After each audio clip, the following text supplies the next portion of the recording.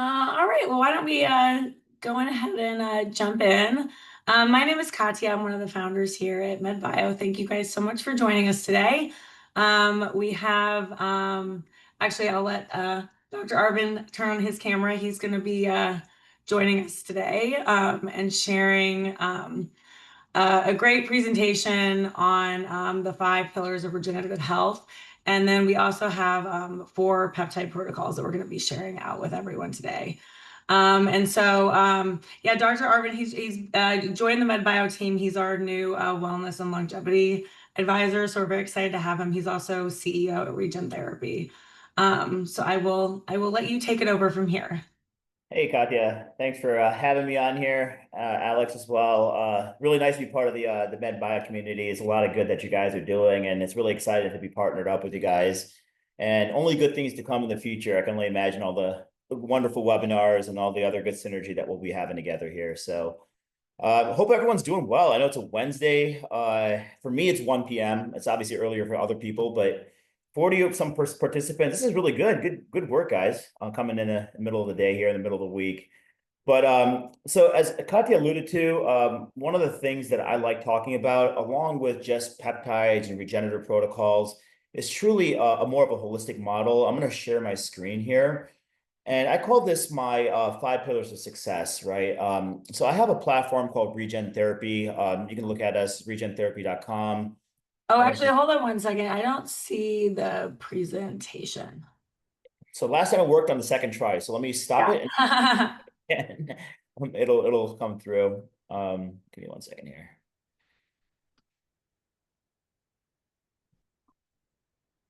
But yeah, so I have a platform, RegenTherapy.com, and much of RegenTherapy.com is to really pair well with MedBio. MedBio being the educational platform. I'm looking to be more of what you call the clinical platform, where as a physician, I can kind of endorse and take it on upon myself to discuss what really makes us put together certain protocols, how we can make it a very robust ecosystem to get. Oops, wrong one. Oh, can you see it? Yeah, there we go. There we go.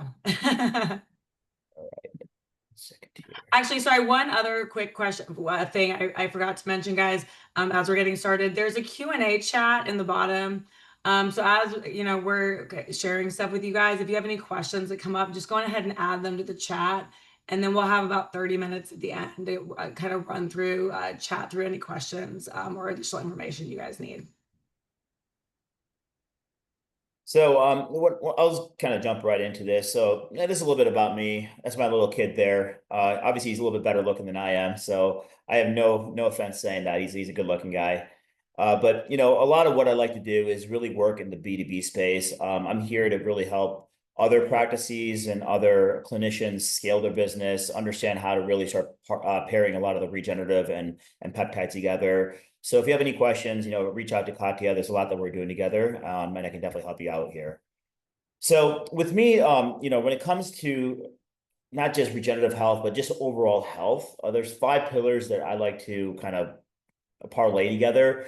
And I would say this, not one pillar is more substantial than the other. I mean, truly speaking, for us, especially as we start aging in a society that's filled with toxins and a bunch of other, you know, things to really mess with your balances and homeostasis, all 5 of these are super duper important, and we'll go through each one of these.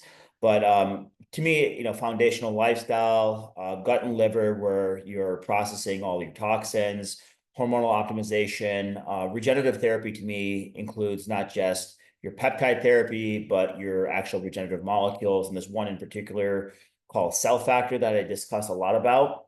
And the last thing is about testing, monitoring, and iteration. So got to see what your baseline is, got to see what your potential failures in future could be. So I mean, genetic testing, and kind of playing upon that after you get your results and seeing what we can do to kind of optimize upon that. So pillar one. So this to me is foundational. And I say foundational. If you don't do this, it's nothing's going to happen, right? So I always say trash in is trash out. So if you decide, hey, I'm going to go eat, you know, McDonald's every single day. I love my 2 packs of cigarettes. I'm going to down a 6-pack of beer. why am I not getting better? Well, there's your answer. You're not going to get better. You could take all the exosomes, cell factor, peptides in the world. You're not going to improve because your diet is foundationally terrible. Obviously, not just your diet, but you need to exercise. Going to the gym, specifically weight and resistance training, is huge. We found out more and more that it's muscle. That's truly the muscle is going to be what is longevity of the future. We're not built to be running 100 miles a week. That's not what humans are built for. We're bipedal animals. So we need to be looking at strength training being the biggest aspect for us to stay, vital and moving forward in life. So strength training is paramount towards longevity. Hydration, let me show you what I'm doing right now. This is not a joke. This is what I drink a day. And it's not just pure water. There's BCAA powders in there, branched chain amino acids. Keeps you hydrated. Obviously, the branched chain amino acids also keeps the muscles intact and growing. So definitely need a good amount of water, but the electrolytes and other balances and minerals there for good cellular health. And then sleep. I'm not the best at this. I do have one of these. I'll put on the screen here, an Aura Ring.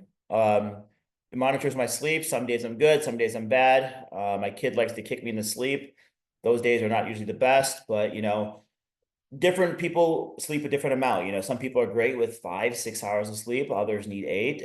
It's truly up to you to kind of monitor that and see what that truly means.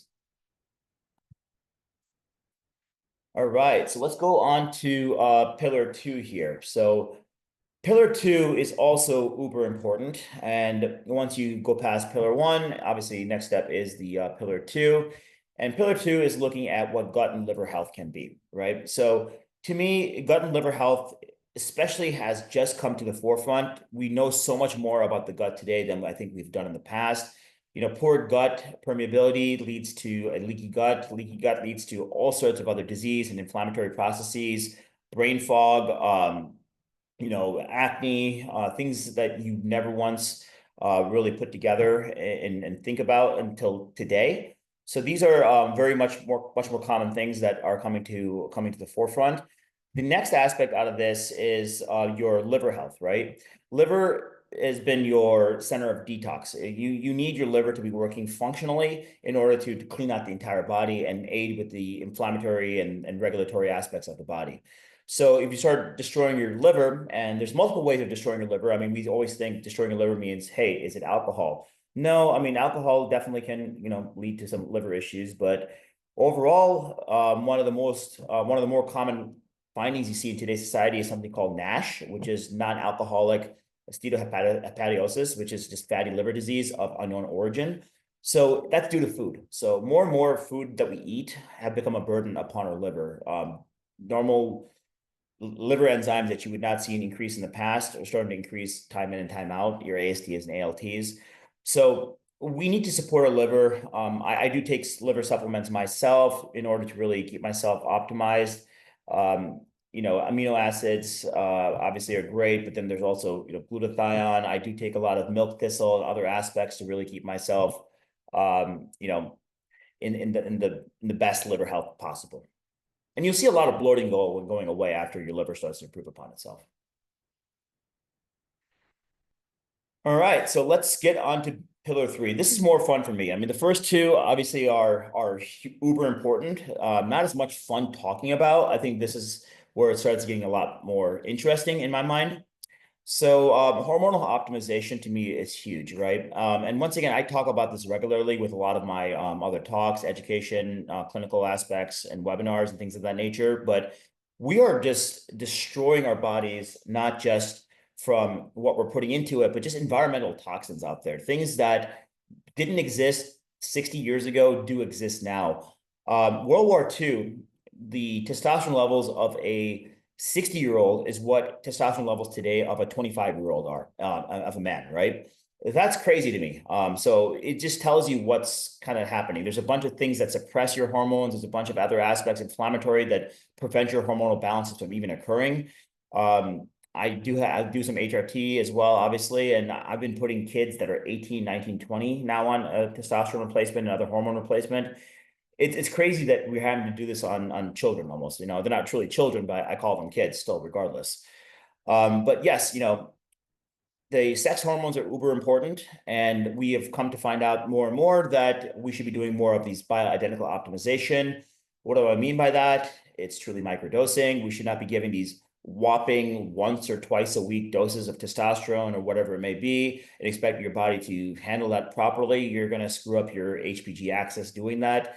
It's more about giving yourself controlled daily, every other day, whatever it may be, injections, so, or whatever modality you decide to use, to really create that same balance that you normally would have within your body if it was at its, peak optimal state.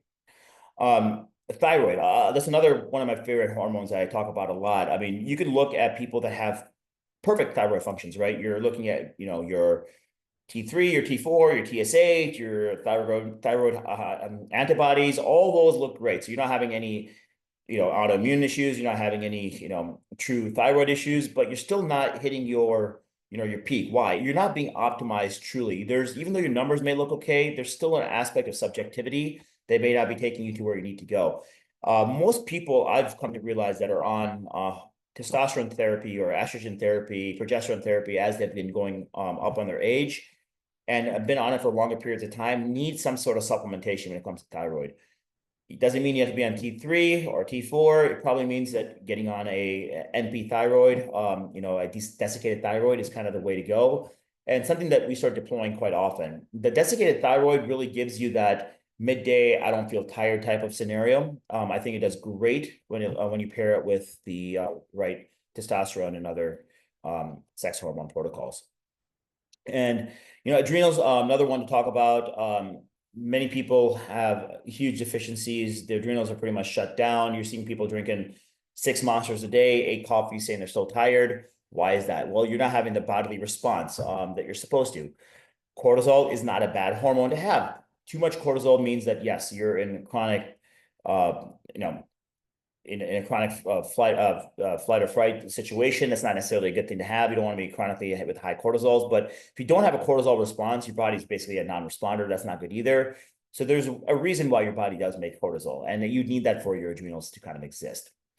And a lot of what we end up doing with all of these, hormones, and this to go to the next slide, we talk about peptides, is to really utilize these peptides, whether it's your kispeptins or your growth hormone precursors, which I didn't even mention on here, to restore some of those homeostasis and balances that have been lost over the years. And now we go to the next step, the regenerative therapy. So now you've conquered steps 1, 2, and 3. You're feeling a whole lot better. What can we do that's next step, right? What's the next thing that we can do to really optimize our body? Well, it's regen. It's truly the next level of where we're going to go as a society. This is going to be what's going to keep you from being disease-ridden. And we keep talking about, we're going to live longer. We're going to live longer. Living longer is not the answer. It's not about lifespan. It's truly about health span. And health span means you're living longer, healthier. That's what we want to do. No one wants to live to 130 and 60 of those years are miserable, getting out of bed and just making it through a day. That's not what you want. You want to live 130, but you want to live 120 good years at least, something to that nature where it makes absolute sense, right? So yes, there's a slew of different therapies that you can deploy upon yourself.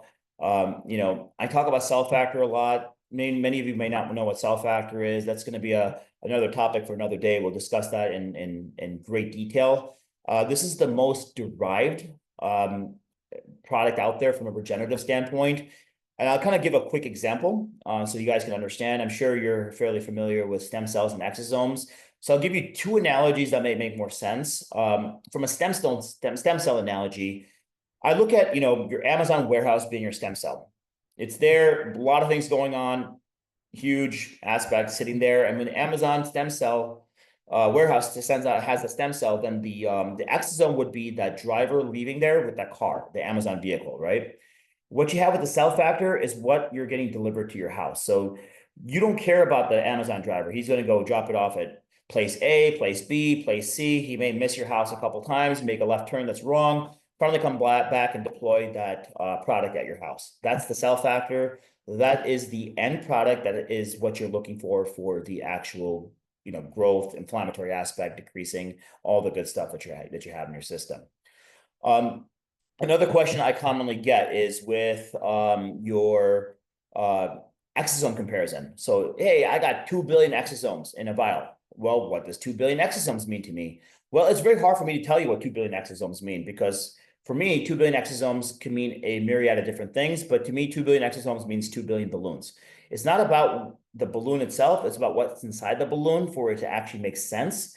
And what is delivered is actually what needs to happen, right? So with balloons, with exosomes, you may have good products inside of it. You may have bad products inside of it. You may have a dud with nothing inside of it. I don't know. And then there's also the delivery timeline. Is the balloon going to pop and deliver in 30 days, 60 days, 180 days? Now, once again, I don't know. With cell factor, you have 100% bioactive product. This is just the protein, the microRNA, the messenger RNA, the pure bioactive product that you need for inflammatory decrease, as well as for your regenerative cycles. And when you're administering it, whether it's an IV, whether it's subcutaneously, whether it's intranasal, whether you have a spinal cord injury and you're doing it actually into the spine itself, there's a multitude of different ways you can deploy this. You're going to have not only 100% bioactive material going in, which can hit about 300 different cell lines, which is more than any other product out there, but you're also going to have a very consistent, systematic timeline. So time in and time out, I can tell you what's going to happen in 30, 60, 90, 180 days, because from a science perspective, it exists. We know what we're going to get every single time. And that's the cool thing with cell factor. So RegenTherapy, once again, going back to what my website / company is all about, is pairing that cell factor with a multitude of different peptides out there, creating a synergistic approach where we can tackle a multitude of different disease processes and holistic improvements of your health by utilizing both cell factor and peptides. Granted, we never promote medicinal or therapeutic value, but we kind of nudge in a certain direction, stating that this can be accomplished by potentially using this protocol.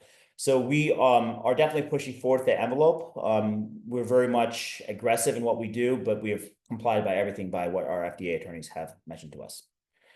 And that brings us to the program. So, the biggest concern right now in peptides is, what can we sell? How can we sell? What can we market? I don't want to be shut down. I don't want to lose my license. I don't want this to happen. I don't want that to happen. Yeah, trust me, I've been there. I've been looking at this for the last few years. We've gone this pathway with a multitude of different attorneys. I even got my MBA with the back end being in medical legal compliancy, because I am paranoid. I don't want to obviously have my license being taken away from me. And one of the things that I've realized is it's all about the vaguities, right? Being more vague is going to keep you in a sheltered environment. So never, once again, promote that medicinal or therapeutic value. Don't give yourself your own noose to hang yourself. And secondly, it's about the programs, right? So when I say programs, your programs are based off of a multitude of different things. And as providers, as doctors, as nurse practitioners, as mid-levels, whatever you are, you're allowed to do things off-label. We consistently do things off-label from what the FDA says, right? That's one of the innate aspects of being a provider. So what do programs mean? Well, programs mean that we are going to tell you for this particular aspect, we can state that using certain regenerative products, certain peptides, along with health coaching, diet, those 5 pillars I mentioned, should give you a likelihood of success. There's nothing wrong with saying that. The FDA cannot come in and create an issue behind that, because you're not pointing to one entity leading to one causal event. This is a multitude of different things together that's going to be a potential improvement upon those conditions. So that is what we've come across. That is what our attorneys have been preaching to us. And that is what we are very much preaching. And that's what we want to preach when we start working with you guys, entity-wise, clinic-wise, whatever we can do to improve upon what you're doing. That is what we're going to preach to you. We'll probably have a lot of questions about that, I'm sure, Alex, Katya, so we'll probably hit that more towards the end. And then I'll talk about my pillar 5 real quick. It's about testing, monitoring, iteration, right? So, you're going to have some sort of baseline. It's not just about, hey, man, I feel a whole lot better today. Thank you. Well, that obviously goes a long ways. Subjectivity is great.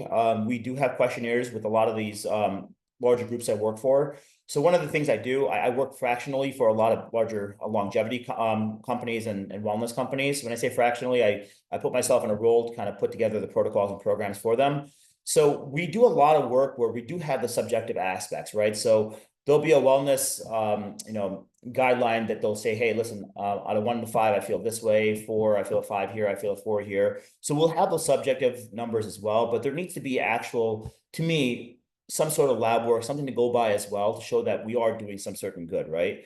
So getting some baseline labs, not the end of the world. I always state that that's also not good from just a number standpoint. It's also good from a customer service standpoint. We don't want to just be throwing things willy-nilly at people, selling them on aspects and not actually caring about what their labs may show. And it could be there's some underlying disease. Maybe they have a CKD. Maybe their kidneys are at 35% capacity and we just don't know that. We probably would want to know about that, right? So getting baseline labs, and when I say baseline labs, I want more than just your basics, right? So yes, you want your CBC, your CMP, but getting a full hormonal panel, and by full hormonal panel, I mean all your thyroid labs. I want to know if you have antibodies. I want to know what your SHBG, your sex hormone binding globulin, is from your to see how it makes sense when it comes to your testosterone and some of your other sex hormone levels. Cellular aging is very important, right? There's a few tests out there. There's a couple that are very popular. One is more based off of DNA methylation. DNA methylation is a great test unless you have some sort of chronic inflammatory disease process. Let's just say you have diabetes or you have Crohn's disease, something of that nature. No matter what you do to your body and how much you improve upon it, that's an epigenetic change that may have transpired. So your cells are always going to show an aging process. That's a false positive.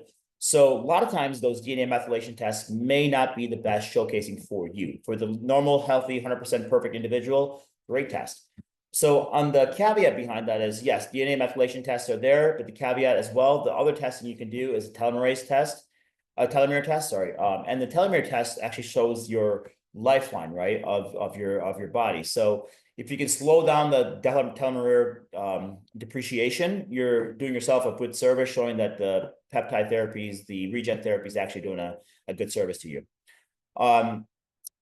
GI mapping, I'm a big fan of. We actually had a webinar as well a little while ago. We talked about some GI mapping, but you learn a lot about what you can and can't take in, different disease processes that can start from the GI tract itself. And then lastly, genetic and epigenetic screening, right? Knowing what you have a predisposition to can really give us a head start of preventing that from occurring by deploying the right protocols. So, hey, you're going to have a high likelihood of developing, issues with cognitive decline due to whatever reasons, right? So yeah, we probably want to look at, certain aspects where you improve upon the BDNF levels in your brain. So yeah, we're looking at CMAX along to CYP as a great adjunct today. Once again, cell factor and some of the regenerative therapies today is going to prevent you from having a negative in the future, right? The quicker we get ahead of the 8-ball, the better chance you have of never having those disease processes. The longer you wait for anything in life, same thing, like you have a knee injury and you don't get it taken care of for a year versus getting it taken care of within weeks, you're going to have a better outcome within weeks. So the quicker you get onto certain aspects, the better outcomes you're going to have. So knowing that you have a genetic potential or an epigenetic potential in the future, we should be getting ahead of it today. And when I say epigenetic, that's truly a switch that you have in your system. And that switch can occur due to any environmental trigger, right? So today, as I mentioned, there's so many environmental triggers out there that we should be aware and note that there's a good chance that environmental trigger is going to happen. So we still should get ahead of it. And then, yes, we want to be monitoring this on whether it's quarterly, bi-yearly. We want to know how your hormones are trending, how your labs are trending, your thyroid functions are trending. And we don't need to do a genetic test year in and year out. I mean, some of those is going to be consistent, not going to change, but we definitely want to do some trending of your lab work and iteration. So that's mostly when it comes to hormones. When I say hormones, once again, I mean, I love testosterone. I think testosterone is great for men, great for women, very, very good for women, especially perimenopausal onwards. Every woman should be on testosterone perimenopausal onwards, I really believe, along with, some of the other estrogens and progesterones. But, knowing those labs can change on a regular basis based off of some of the other things that you're deploying, whether it's with cell factors or whether it's with peptides, those things can actually improve your endogenous ability to have better hormone balance. So we got to be cognizant of it. And once again, having that iteration, meaning looking at those changes every 6 months and then acting upon it, will definitely go a long ways. So that's my 5 pillars of success. I'm not saying I'm perfect, but that's kind of what I've been telling people, and it's worked out fairly well for a lot of people, I think, and a lot of groups that we have been working with. Katya, should we take some questions now, or should we just continue talking for the protocols here? Yeah, why don't we dive into protocols and then we can do all the questions kind of at the end. Okay, cool. There's a handful that are kind of coming through. I'm not like monitoring them, but yeah, let's do protocols and we'll do questions. Perfect.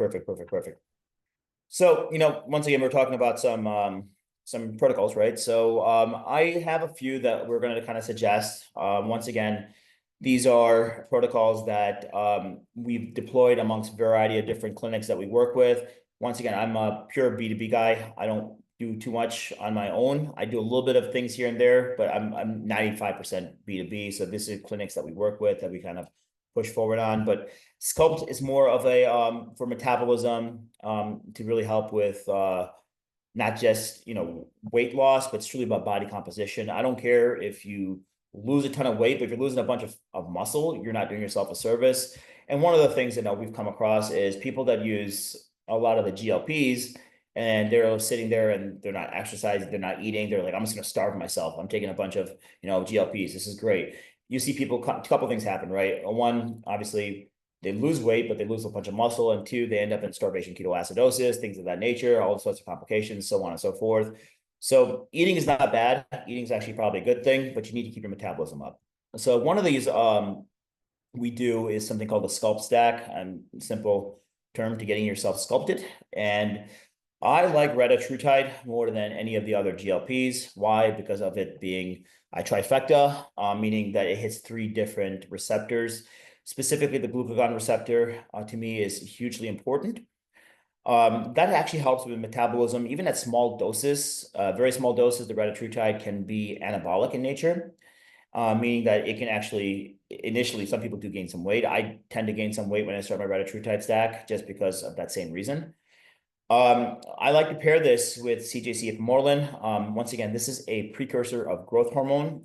People that take CJC ipamorelin, they get this pulsatile sensation of growth hormone being kind of pushed out of from the pituitary.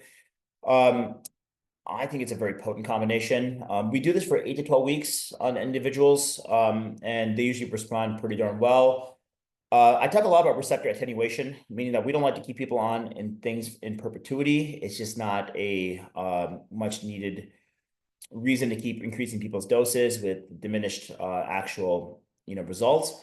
So we say, hey, listen, let's get you on for 8 to 12 weeks, and let's switch you on to something that makes a little bit more sense, that hits different receptors before we bring you back. So now we used up your retatrutide, those 3 receptors I mentioned. Let's move you on to a cagrilintide. So what is the difference between cagrilintide and some of the other GLPs? Well, cagrilintide is solely a amylin receptor analog. It's not a agonist, it's an analog. Slight difference, don't need to get into it. But what that does, it actually creates satiety. So you don't feel nearly as hungry. You're not looking to eat as much. Obviously, like I mentioned, we don't want to stop diet altogether. That's not a good thing. But when you're taking retatrutide, and you're coming off of it and you're getting on, and you're like, oh, I'm just going to go cold turkey, people tend to get hungry. We don't want that to occur. So cagrilintide is a great adjunct to have. And once again, we're going to start this as you come off the Reta, and we're going to pair this with an IGF, which is your downstream. So CJC ipamorelin are growth hormone precursors, which hit you upstream at the pituitary.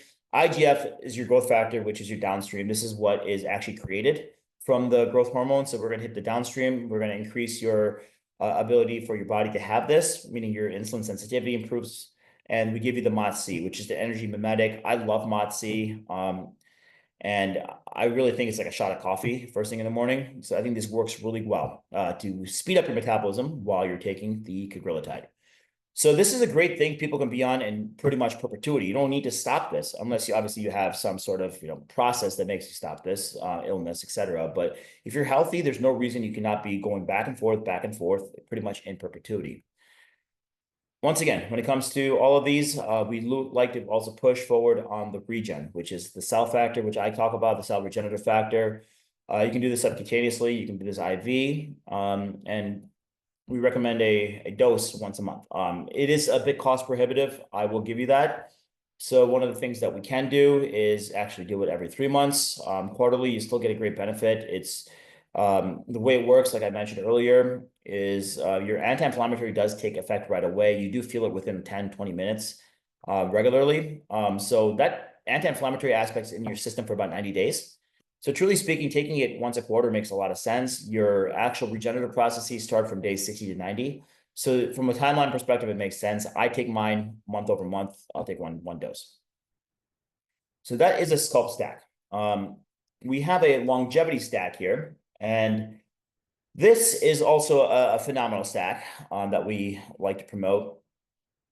And we're going to go a little bit crazy here. Phase 1 is going to be your GHK apithalin MOTS-C here. I kind of talked about the MOTS-C, which is well, I didn't really talk about it. I kind of mentioned it, I guess. So MOTS-C, the way it works on the mitochondria. That's your engine of your cell, right? This is to really optimize your engine, to make your engine run smoother. It's definitely a pillar of longevity in my mind. Obviously, I mentioned it's energy mimetic. It does give you that little boost of energy. It optimizes the use of ATP better. Hence, your cells do improve upon its ability to be efficient. When you start pairing this with other peptides as a whole, it does phenomenal. So for me, I'm either taking MOTS-C or another mitochondrial enhancer, which is SS37, year round. There's something I'm taking, one of those two, that feel good, right? So when it comes to the others that are in this list, there's a blend, right? GHK, I'm sure most of you guys have heard about GHK. It's one of my favorite. It's a copper-based peptide.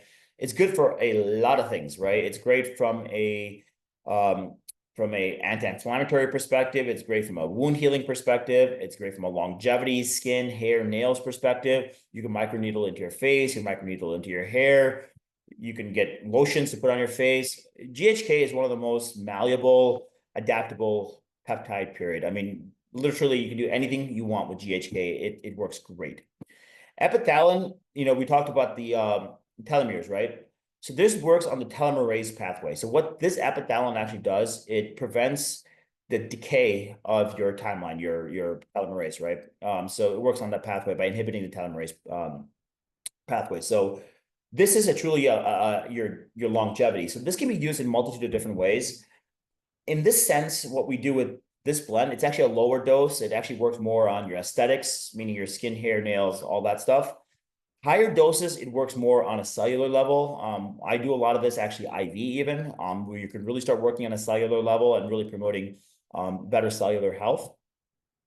So this is, like I said, a great combination, and a combination I tell whether you're old or young, great combination for anyone to use. We then round this up with our phase 2. Once again, 8 to 12 weeks to phase 1. We jump on to phase 2 here. And we're going to hit you with a lot of stuff here. So morning, we're going to hit you with an ipamorelin, CJC, IGF blend. So this is going to be hitting you up top, hitting you in the bottom, and getting you really hyped, really feeling good, get your day running. And then at night, tesamorelin. And tesamorelin, I like a lot for all of the growth hormone precursors.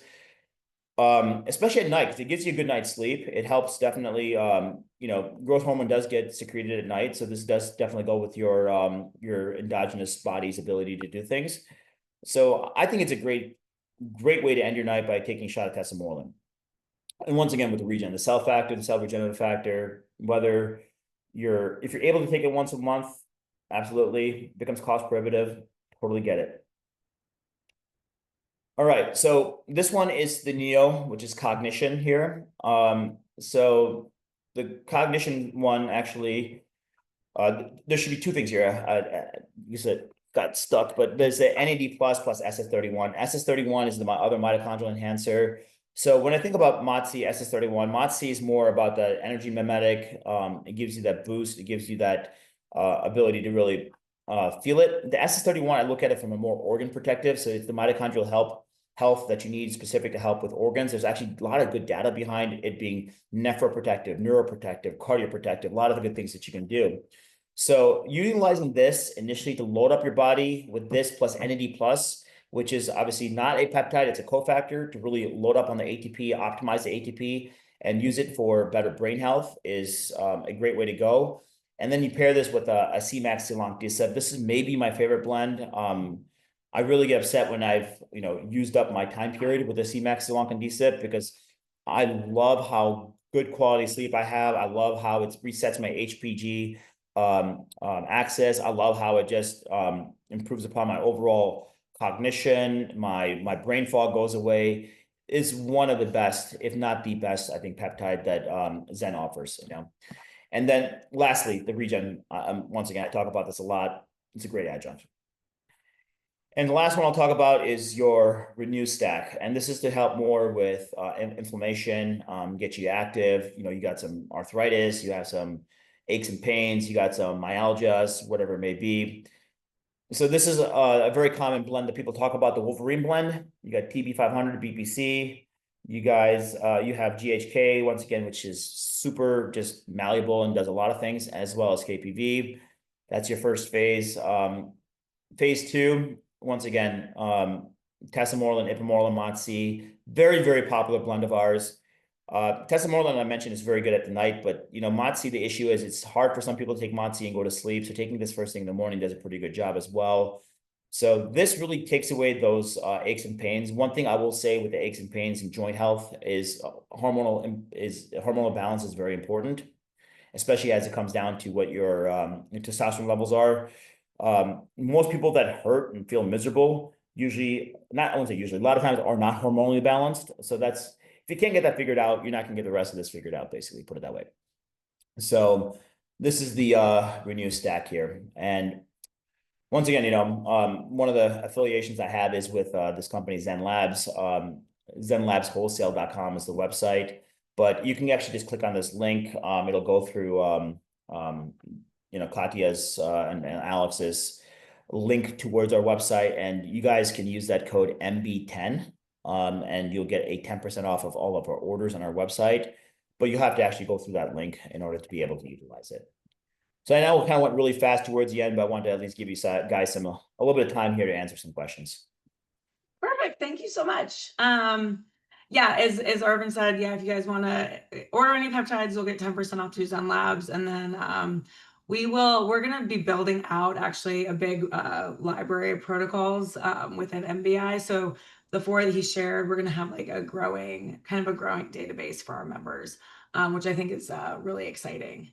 So we can kind of jump in to questions. So the first one, how many regenerative therapies can be used for spinal damage in areas above and below the area where a rod was surgically placed as a child and they're now an adult? I'm gonna have to take a look at this. Sorry, just It's the very, very first one on there. Okay, so this is a hard question to answer without actually seeing if whoever wants to like come off and tell me how symptomology, like what's going on, that would actually really help. When it comes to regen, I'll tell you this much. I mean, you need to go interthecal or interspinal with a lot of these from what this injury aspect is, but you definitely need to go IV as well. Subcutaneous will probably not work, but this is going to be an IV, and then you're going to hit the spot where that rod is surgically placed in order to get the best results. You're looking at probably at least 4 sessions, each session requiring anywhere from 2 to 4 vials. Every session will require at least 1 IV and 1 in that location. So let's just say, you're looking at 2 vials, that would be 1 and 1. Looking at 4 vials, that's 2 and 2. And then you're going to look at least 4 to 6 months worth of this, right? So month over month. So you're looking at a total of minimum of a minimum of 8 vials that you would need to use over the 4 months. This next one, are the self-active programs legal? Of course. I wouldn't be selling you some illegal stuff. That's crazy, right? So no. So the cool thing with self-actor is it's considered a 361 exception from the FDA. What does that mean? So the proprietary aspect of how self-actor is created, in terms of what it's done in the lab, it's not manipulated. The actual placenta is all put into a proprietary incubator. The secretions off of the incubator is what is collected. That's then lyophilized and sold. So there's no actual manipulation. There's no DNA. There's no actual genetic aspects to it. So it doesn't go under the 351A category, which is most exosomes and stem cells. So it's a 361. So it's a lot more that you can market and state, and you can even use it in an IV formulation without getting into trouble. Okay. And what are the tests that you use for cellular aging? So there's a couple, and there's a bunch of companies out there. You can Google it, whatever you want, and look for the best price points. Some are better than the others, but I chat GPT it now that we're in the new age here, I guess, not no longer Googling stuff. But the two that I like specifically are whether it's going to be a DNA methylation test or a telomerase test, right? The issue with DNA methylation test, as I mentioned before, is if you have chronically some sort of inflammatory condition, I have ulcerative colitis, for example, right? My DNA methylation test will always give me a false positive. However, if I go the other pathway and take a telomerase test, it's going to give me a answer that I'm a little bit more happy with because it shows that I'm younger. So it really comes to the balance between the two, kind of knowing the patient and knowing what they are having as their back end. The telomere test is harder to manipulate. You're gonna have less of a chance to change it. DNA methylation test can change quite quickly, but that's not necessarily a good thing either. So it's a little bit of like sensitivity versus specificity on that.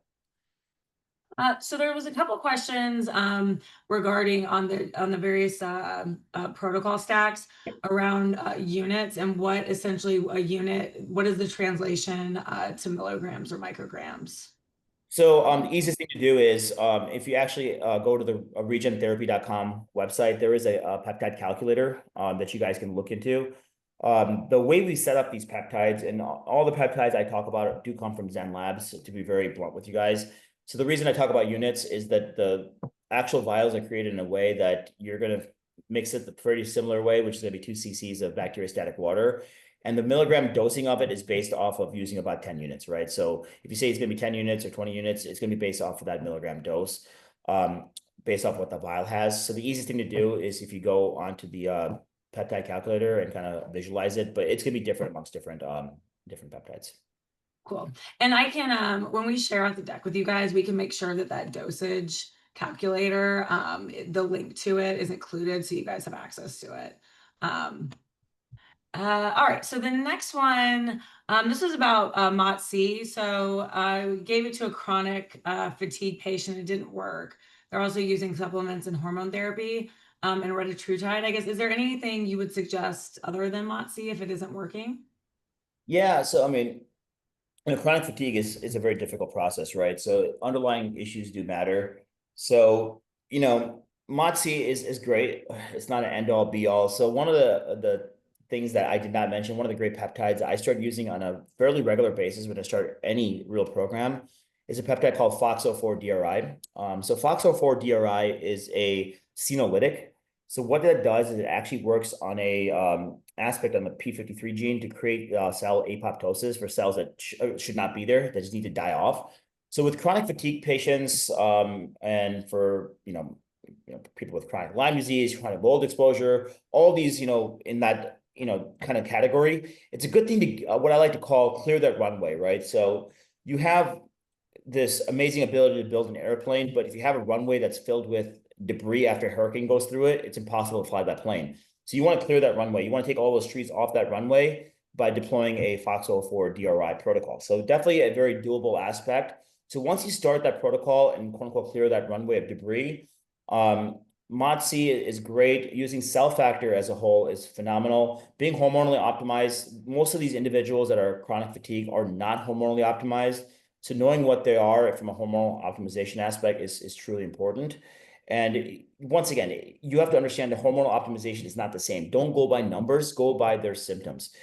So one of the things that most people don't look at, and we generally don't look at all as a society, is these androgen receptor attenuation as well, right? So people sometimes can have levels that make perfect sense, but they're not actually utilizing it because their receptors are not actually able to properly utilize testosterone and so on and so forth. So you may have to actually overshoot some of these people where their levels and their free testosterone levels are a lot higher before it actually makes sense for them. So my whole philosophy when it comes to HRT is don't treat the numbers, treat the symptoms. Perfect. And then this may actually be in the dosing calculator as well, the reconstitution guidelines with the peptides. Yeah, so I mean, there's also on RegenTherapy.com, there's a peptide cheat sheet. You can take a look at that. That will give you a lot more better answers as well. Okay, perfect. I can share those resources out as well for everybody. And then what are there any peptide protocols you would recommend after facelift surgery? Yeah, I mean, honestly, anytime you're getting any surgery, you should prep yourself probably before surgery with BPC a couple weeks before. And then afterwards, once again, continue with the BPC. And when you do this BPC, I would mix it with, we have a BPC TB 500 combination. And you want to do the higher dosing, especially as you go through surgery. So we have a 15 milligram dose of both. So when you go through any surgery, the 15 milligrams, I think, helps you heal a lot quicker. Cell factor is phenomenal as well in terms of healing after any of these surgeries. And then at post-surgery, I put a lot of people as well on a FOXO4 DRI, just because we want to get rid of some fibrotic tissue that occurs. This will help with that. Cool. And then there was a question on tesamorelin. So I think in the protocols, we have it listed that it's good to take that in the morning on an empty stomach. Yeah. And I think you shared that it's better to maybe take it at night. Is there a preference morning, night on when to take tesamorelin? Yeah, the reason I put that one in the morning was because it's paired with the MOTS-C, and the MOTS-C makes it difficult for a lot of people to sleep. It's energy mimetic. So if you take it in the morning, I mean, great, you're gonna have some energy. If you take it at night, you may not sleep, so that's not great either. So on an empty stomach, you still have first thing in the morning, you're still gonna have the pulsatile aspect of your growth hormone working. You actually have from a bodily standpoint, endogenously, 4 times a day, you're going to have growth hormone being released, right? It's great at night, but it's also great first thing in the morning as well. Once again, if it's a solo, taking tesamorelin night, if you're going to mix it with MOTS-C, probably in the AM. Okay, so somebody could take MOTS-C in the morning, the tesamorelin at night, and it would still be okay. Cool. All right. I think this next one, if a patient has pancreatitis and can't use retatrutide, are there other options available for managing blood sugar or obesity? Yeah, I mean, absolutely there is, but the question is how much are they getting the pancreatitis from the retatrutide, or what's causing it, right? So once again, people misuse GLPs. They take whopping one-time doses rather than taking what I want to do is microdosing it, which is 3 times a week. So with all your GLPs, take your weekly dose, divide it by 4, take that 3 times a week. That's what you should be doing. Most people don't do that, which leads to more symptomology. So if you do the Reta right, the limited aspects of pancreatitis don't really exist. I think people do pretty well. That being said, yeah, there's a slew of others that you can take from a weight loss and obesity standpoint. 5-amino-1-MQ is great from that standpoint. MOTS-C is great in terms of losing some weight. Your growth hormones precursors, CJC, ipamorelin, tesamorelin, are great from a obesity standpoint. IGF, as well as, I mean, it's insulin-like growth factor. So IGF and MOTS-C specifically can help with your A1Cs and managing blood sugar. So those are some alternatives there. And then this is specifically for about Zen Labs. Is there a price sheet for peptides? And how does the drop shipping work? Can you ship direct to patients or only to clinics? We can do both, direct to patient and also to clinic.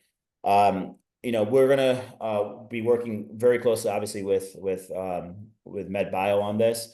So yes, we have everything, but when you definitely use that link, we need to have you connected with MedBio for all the specials that we can offer you. So use that link. If you were to create your own little sign in using that link that you have on this webinar here, everything's going to be available on the Zen Labs site that you can look at the pricing as well as the ability to drop ship to your page. Yeah, and I posted, hopefully you guys can see it in the chat, the Zen Labs, the link, and then the discount code for the 10% off. And then it'll also be included. We'll share out this deck and make sure you guys have all that information. And then this next one, are all the peptide stacks you mentioned prescribed as oral or injection? So the ones that we have here are all sub-Q. We do have a few orals. August 1st, we'll be releasing on Zen. There's some pre-order sales that'll be coming out now, but The ones that we'll have orally, three of them are for gut health: KPV, LL37, and BPC will have for gut health. And the other three that we'll have from um, more on a metabolism aspect is SLU-PP332, which is actually phenomenal, 5-amino 1-MQ, and tesofenacine. So we'll have those orally. Okay. And this next one, so how are you prescribing products like retatrutide that are in research phase and still technically not legal to sell clinically at this time? So once again, it's basically used. We're not selling this as research use only. So I'm going to be very clear with this. This is all provider use only. Obviously, yeah. So I'm reading this whole thing. Yeah. So we're first of all not prescribing this. We have gone through numerous tons of these FDA attorneys on this. We're not prescribing anything. We're giving a user, a client, a program. And all of these peptides are provider use only. So they're provider driven programs. None of these peptides, none of these are illegal. They're just not FDA approved. Okay. So let me make a very, very clear denotion on this, right? Creatine is not FDA approved, right? Let me just put that out there as well. So things can be utilized in the right fashion. And once again, as providers, you can do this from a provider driven standpoint, saying that I believe this product is going to work along with this program, meaning this health coaching will work for this particular issue if you document that properly. And that's one of the things that we really push on people to do. And absolutely, you need to have signed consents. We provide some examples on our end where there are indemnification forms that the client understand this is not an FDA approved modality. They understand that they are accepting the risks and benefits associated with it. They understand that they are completely cognizant in the right state of mind while they're signing this. So all of this will protect you. And once again, you're not selling product. Do not go and start selling just willy-nilly product off your website. That will land you in hot water. Especially in Ohio right now, there's been about 4 or 5 clinics shut down just recently. Each one of these places, all they did was literally they're shoving freaking products down your throat, right? Don't be a glorified drug dealer is what it comes down to, right? So you want to be selling something that's much more inclusive of having products plus a actual program associated with it. Great. So this next one, where's the best place, best ways to learn about peptides, peptide stacking, clinical integrations? I would say one of them is actually here with MedBio. We're partnering really closely with Arvin and then the RegenTherapy team. So we're going to continue to do a lot of educational webinars around like all of these different topics. We're going to have a very broad set of resources specifically on the MedBio site. A lot of them will be exclusive to members. We'll have a peptide protocol library. We're working on building an app that'll be a peptide protocol generator. We have a lot of, we're going to be building a library of different documents, including like, business form templates, consent forms, things that you can use in your practice. So over the next few months, we're going to really kind of be rolling all these different things out that I think will be a great place for as learning resources. So I don't know if you want to kind of add to that. No, I mean, I think you hit it right on, right? So what we're really trying to do is create this, like, I think, robust partnership where you guys are very much the educational arm of things. With RegenTherapy, I'm really trying to be a clinical arm, putting these protocols and helping with clinical practices succeed and improve upon their ability to generate some revenue. And then obviously with Zen, there's product and product distribution. And one of the aspects I want to mention about as well, people are asking about the testing.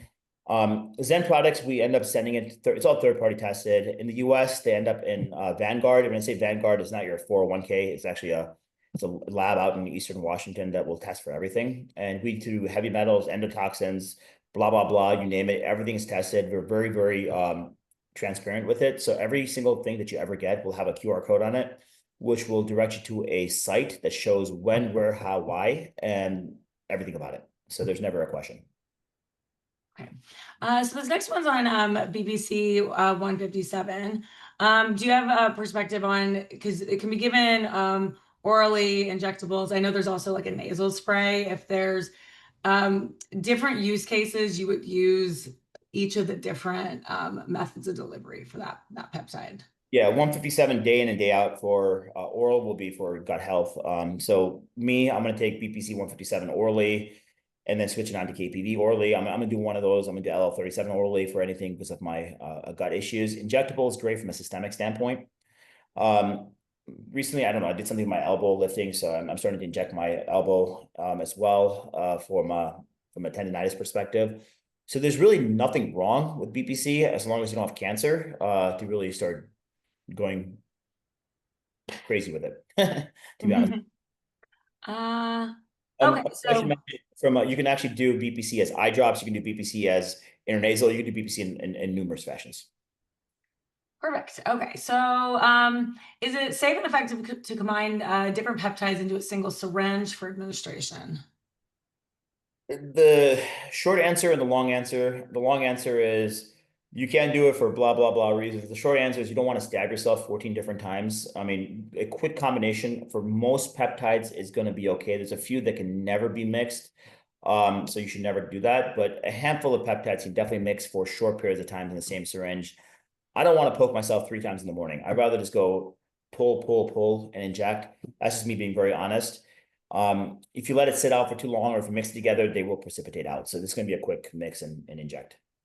Is there also, I mean, depending on the peptide that you're injecting, different locations that each peptide should be injected? Most of these are going to be subcutaneous, so injecting anywhere in your abdomen, and just rotate the side around should be fine. Okay. And then I think you had briefly touched on this, but for GLPs, the weekly dose to microdose it, essentially take the dose and divide it by 3 and then do it 3 times a week. Divide it by 4 and take it 3 times a week. Okay. So you actually kind of down dose what Yeah, you're taking. Definitely. Okay. Yeah. And then are the vials from Zen Labs labeled research or physician use only? It's labeled PUO, provider use only. And then if we have an account with Zen, do we need to renew it with this link? No, this link is very specific for Katya and Alex and our team. This is just more we want to know where we're and look, Gina's on there too. Hey, but we want to know where people are coming from. This is more from accountability perspective. So if you've been with us before, Megan, and I definitely recognize your name, so you don't have to worry about it. And then Would it be possible? Do they get the 10% off if because I think they need to renew it. So okay, perfect. Okay, and then I think this one, let me see, this is back to have you used BB 157 more specifically on with the TB 500 at the same time to focus on both gut health? Okay, so is it possible to use essentially the injection of the BP 157 plus using it orally if you're trying to treat gut health plus trying to treat a specific injury? you absolutely can, especially if you're in a flare, and your overall body's inflamed. Using it in a trifecta, even if let's just say you have a joint injury that then led to something else, whatever it may be. You know, it's really easy to set off a cascade of events, right? You have some arthritis, you sort of taking some prednisone. Now you have this other systemic issue. You can actually do it all three if you really wanted to. It's really hard to go wrong when it comes to BPC 157. So absolutely PO sub Q can totally be done at the same time. Okay. All right. Well, I think we are at time. Let me kind of scan through. I guess one is, do you guys have kind of recommendations on pricing the peptides? Because they're wholesale, like when clinics then sell them. If you guys provide any guidance, I guess, on markups. In terms of MSRPs, yeah, we can work with you guys on that. Absolutely. Okay. And then there is a question about the MedBio membership. So right now it's $199 a month. We're going to actually be sending out some promotional offers because we have a bunch of stuff that we're going to be launching over the next like 6 to 12 weeks. Some like really cool features I'm like so excited about. And so we want to make sure that we are getting you guys all on the platform. So we'll share that out shortly because we have some good offers. Right now there's 30 days free. So if you want to go in and kind of check it out and see what we have on there, but we're gonna have we'll have a really good offer coming your way shortly. So we can kind of we'll have a record of the questions that are left. We'll kind of scan through these, and if there's any ones that we need to specifically follow up with folks, we can do that. And then we'll share out the recording, we'll share out the deck, we'll make sure you guys have links to order from Zen with the discount, as well as like the dosage calculators and those things we talked about. And then we have ongoing webinars. We were originally we were planning to have one next week. We're actually going to push it out 2 weeks, just with some scheduling conflicts. So we'll share an update when we'll do our next webinar. But it'll also we'll have some good information on peptides and some more protocols and things to share with you guys. Perfect. Well, thank you guys so much. Arvin, thank you so much for joining us. This was great. So we will, yeah, we'll share everything out and hope everybody has a good rest of your week. Thanks, guys.